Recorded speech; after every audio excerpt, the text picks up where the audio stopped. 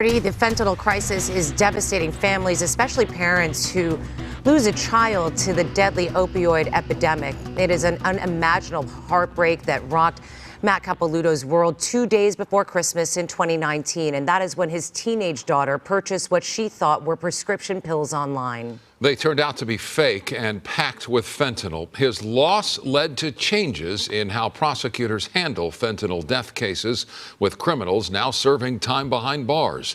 KTLA's Corrine Winter has his story.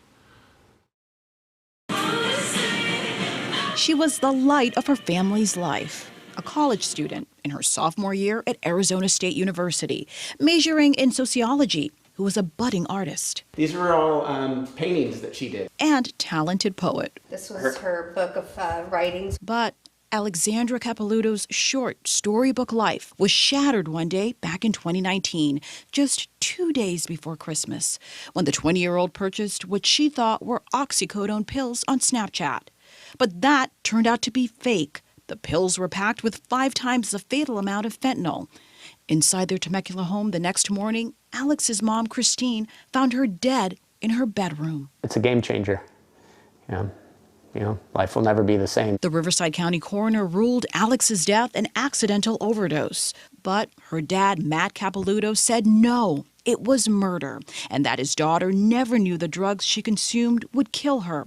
He relentlessly embarked on a mission that would shake up the criminal justice system in Riverside County and quickly got the attention of their top prosecutor. I wrote a letter to our district attorney, Mike Hestrin. That one Facebook message in early 2020 sparked the change needed to flip the landscape of the fentanyl crisis in this county.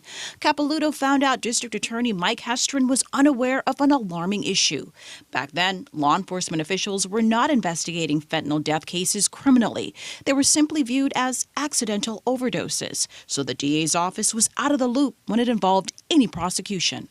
I met with Mr. Hestrin within a few weeks after this happened, shared with him our story, and he agreed.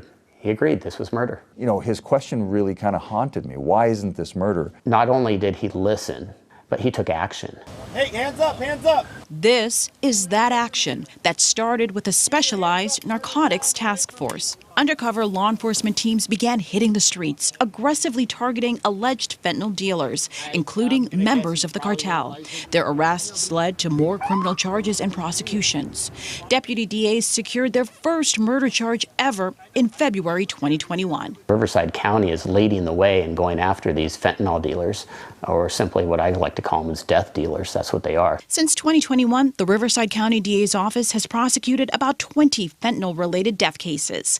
Other jurisdictions like San Bernardino and Orange counties have taken notice. Their district attorneys, too, have cracked down on criminals. Drug dealers can now face murder charges if someone dies from fentanyl poisoning. Critics say long-standing laws have actually protected individuals with the burden of proving implied malice, that a drug dealer knew the substance they were selling would cause someone to die, like Alex. In my daughter's short 20 years of life, she taught me far more in the last 2.5 years than I ever taught her. The feds ended up handling Alex's case since prosecutors didn't meet the burden of implied malice at the state level. Under federal law, you don't need to meet that burden. The defendant admitted he knew the pills were fake and made of fentanyl. And right in the middle of our interview, an unexpected phone call. This is the DEA agent that arrested the person. The lead federal agent on the case called to inform Capilouto his daughter's killer had agreed to a plea bargain and could face decades behind bars. These courageous but heartbroken parents say nothing will bring Alex back, but say she's with them every day in the fight to save lives until they meet again. I'm going to see my daughter, and last thing I would want is her to say, "Dad, why didn't you do anything about this?" She's guiding me. We're doing it together. Corrine Winter, KTLA 5 News.